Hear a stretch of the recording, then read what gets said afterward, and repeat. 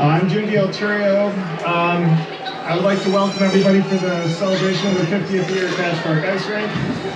I feel very fortunate to have been part of Cass Park Rink for 25 years and very appreciative of the user groups, the visitors, the co-workers who have made this a very special place for the community. Over the years, Cass Park has been home to ice skating, hockey, inline hockey, box lacrosse, roller skating, roller derby, boxing matches, rabbit shows, dog shows, square dancing, special events, basketball camps, and the Cass Park Day Camp. Thanks to those who have made the enclosure possible that will allow us to be able to have the rink serve the community for another 50 years. We have special guests present with us today, starting with Mayor Laura Lewis.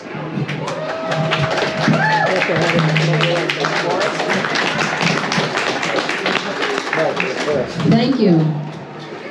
Very exciting to be here today to celebrate with Cass Park Rink, the 50th anniversary. I remember bringing my kids here when they were younger. I learned to skate because they wanted to skate. So it's really a delight to be here with you this afternoon. I have a City of Ithaca proclamation that I will read part of, and there will be another presentation of it later today. We'll make sure that this proclamation is left with Liz and Jim so that they can show it prominently in the rink. Whereas in November 1972, the Cass Park Rink opened as an open-air facility serving youth and families in Ithaca and surrounding areas throughout the region. And whereas the Cass Park Rink is excited to share its newly renovated space with the community as they enter and celebrate their 50th year. Now, therefore, I, Laura Lewis, acting mayor of the City of Ithaca, do hereby proclaim November 5 as Cass Park Day in the City of Ithaca. Congratulations, Cass Park Rink. I especially like Jim's comment that this enclosure makes the rink a viable venue for the next 50 years. All right, Jim. Thank you, Laura. I'd like to invite T.R. Wagenet up to speak. T.R. is a former Cass Park staff member and recently now, not recently, but for a while, has been the president of the Youth Hockey Association. Thanks for being here. Thank you all. As Liz pointed out, I'm T.R. Wagenet. I'm the current president of Ithaca Youth Hockey.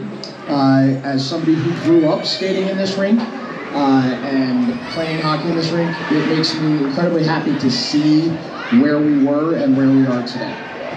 This not only will assist our association in the future and the 230 different skaters that we serve, but it will help us to move the needle back and put our skaters on the ice earlier, because in previous seasons we'd have condensation dripping off the roof.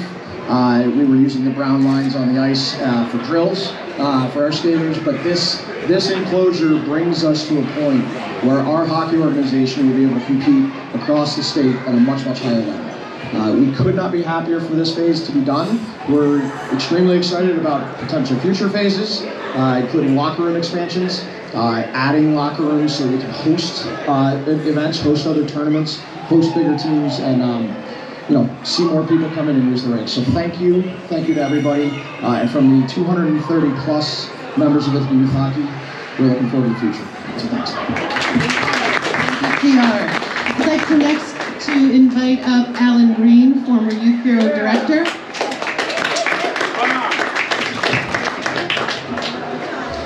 So my involvement with the rink started about 30 years ago.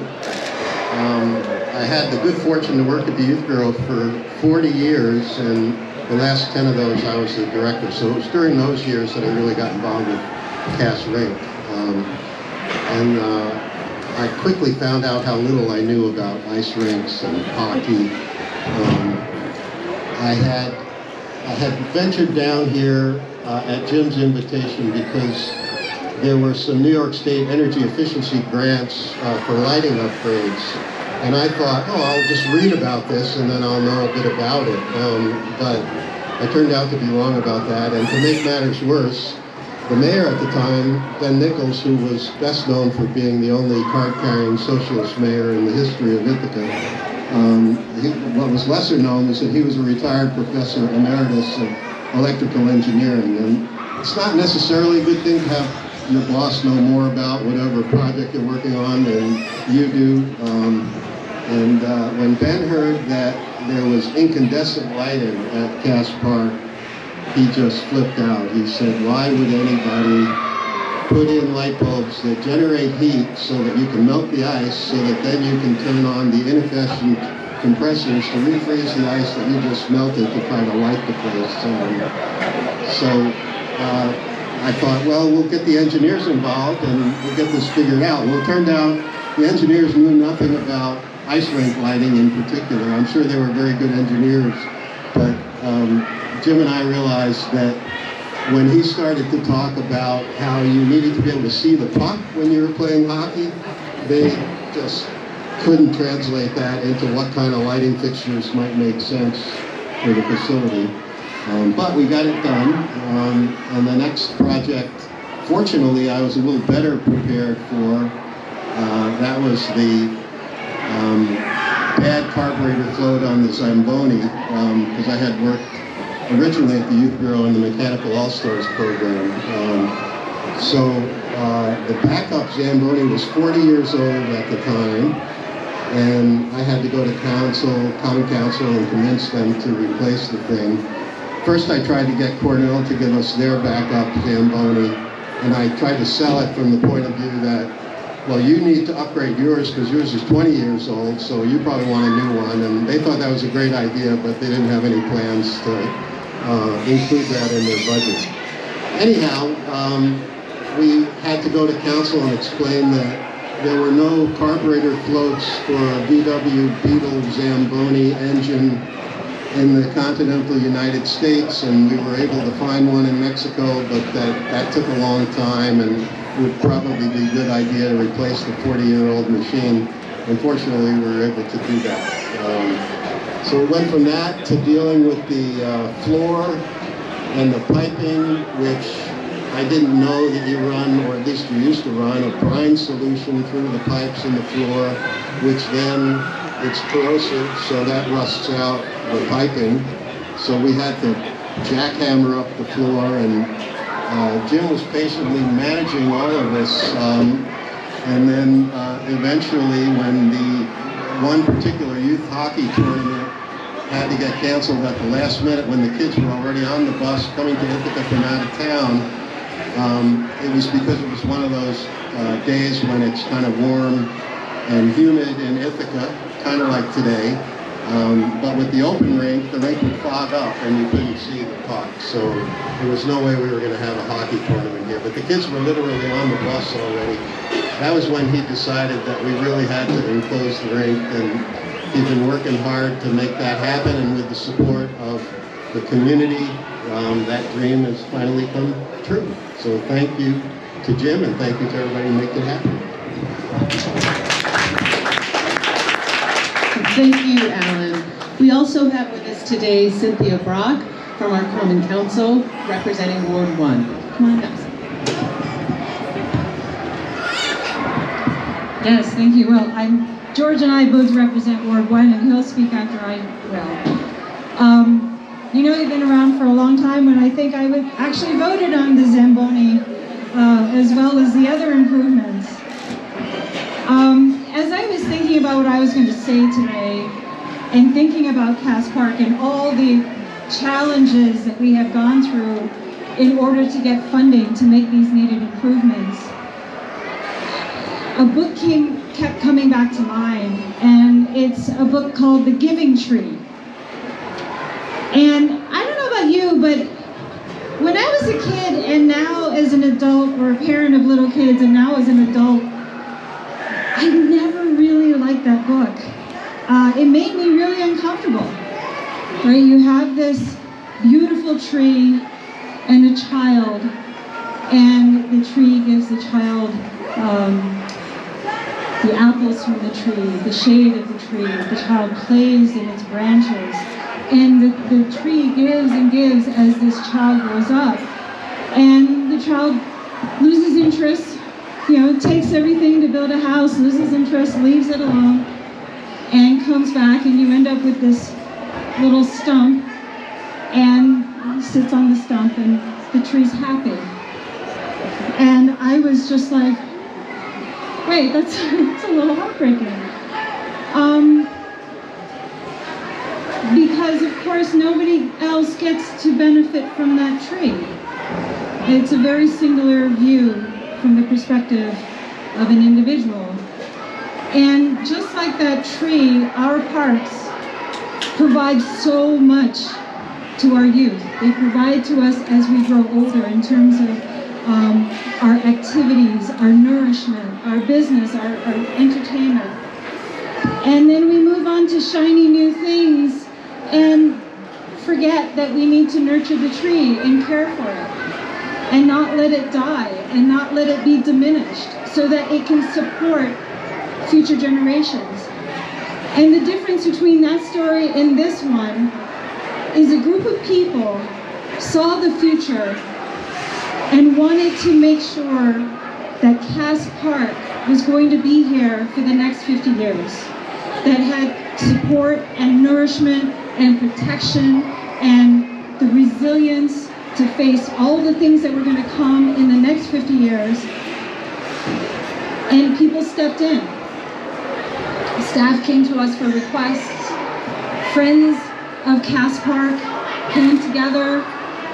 Money was raised. Donors, families, businesses said, yes, we are going to protect Cass Park. We're going to enclose it so that this facility can be used year-round. And I hope, as was mentioned, that this energy will carry forward to the bathrooms, to the pool, to all the other things that makes Cass Park so special. And so I am so happy to see a different ending to this story. I'm so proud of our community. I'm proud of our staff, our city, our families, our donors, our businesses, everyone who has stood up and cared and said, we're going to look out for future generations and protect Cass Park. So thank you so much. Now I'd like to introduce George McGonigal, also representing Ward 1. Good afternoon. Story time. I grew up in Hector, which is one lake over to the west. And there was a fruit farmer over there named Jim Hazel. His son Jerry started the Hazel winery. They call themselves Hazlitt's now, but back then they were Hazlitt's. Jim was a really fun-loving man. He had land up on the hill that had 2 ponds. One of the ponds was in the field and was windswept, and people went there in the summertime to fish for bass.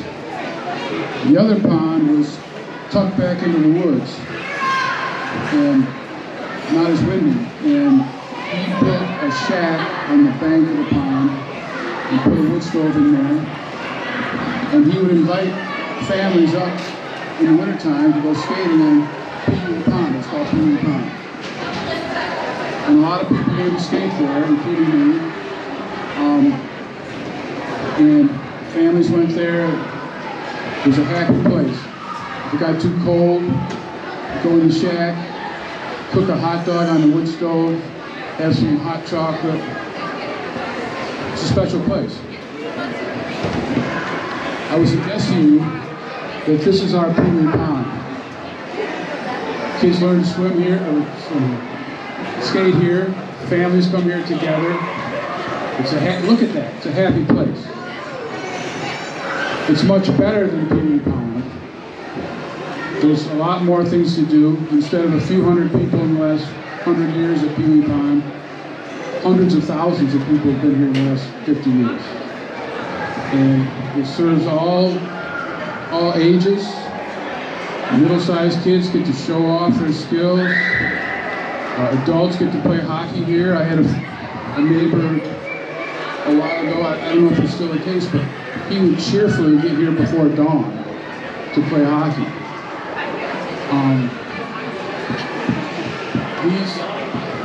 These improvements are awesome, and we have Friends of Cass to thank largely for that, and we have people in the whole community who have encouraged us to spend this money.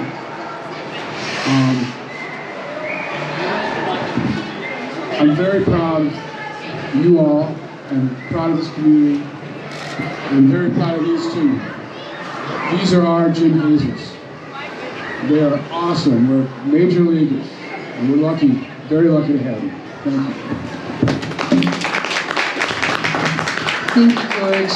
I'm going to go ahead and wrap us up. I'm Liz Clowen. I'm the director at the Youth Bureau, and I'm so excited to have you all here helping us celebrate our 50th anniversary and also the newly enclosed rink.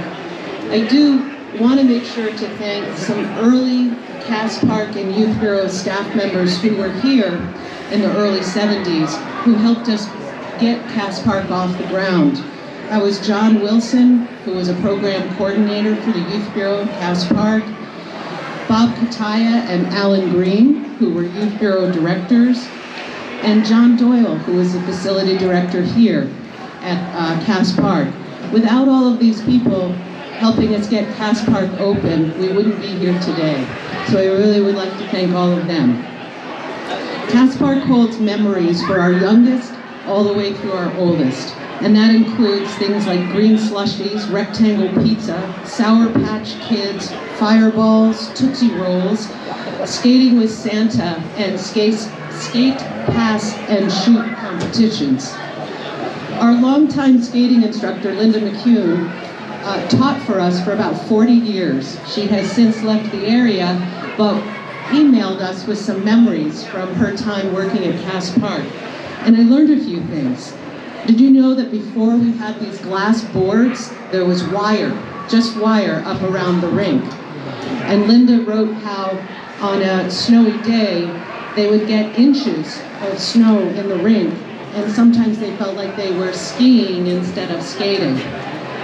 And equally, on those warmer days when the ice melted, there were puddles that were inches deep. And of course, she said those were no fun to fall in, and I can't blame her. Today, celebrating 50 years and the newly enclosed rink, we've come a long way since 1972. I think we may still have rectangle pizza and Tootsie Rolls, but we don't have condensation dripping on the ice. We don't have fog. We don't have Dixie cup-sized mountains of ice that Jim and his crew are by hand shipping down to get the ice ready. In fact, we had this warmer weather come, and I almost picked the phone up to call Jim and say, oh my gosh, are you going to be able to lay the ice? It's 70 out. It's going to be 70 all week. And then I thought, no, like, you're okay, right? Because we have the enclosure. And so that was I really welcomed that this year, not having to worry about that. Also, I want to just make sure that I recognize and send a huge thank you to all of our staff here at Youth Bureau. From the front of the house, all of our concession stand folks, our registration folks, Blake and Amir, our recreation specialists, Yolanda, our recreation administrator, Jim, all the way to the back of our house. And that's our crew, who you don't see that often. We've got Keith, Dan, TJ, and Matt. And those are the folks who are making sure we're here, open for you every day, and it would not happen without them. So a huge thank you to all of our staff.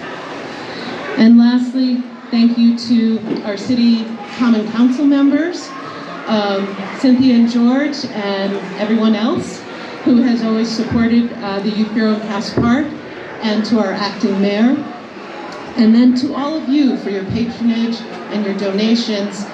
And especially a big thank you to friends of the Ithaca Youth Bureau who support us all year long with all of our activities. I hope you all enjoy your afternoon here, and we'll see you for the next 50 years, and then some, right? Maybe not me.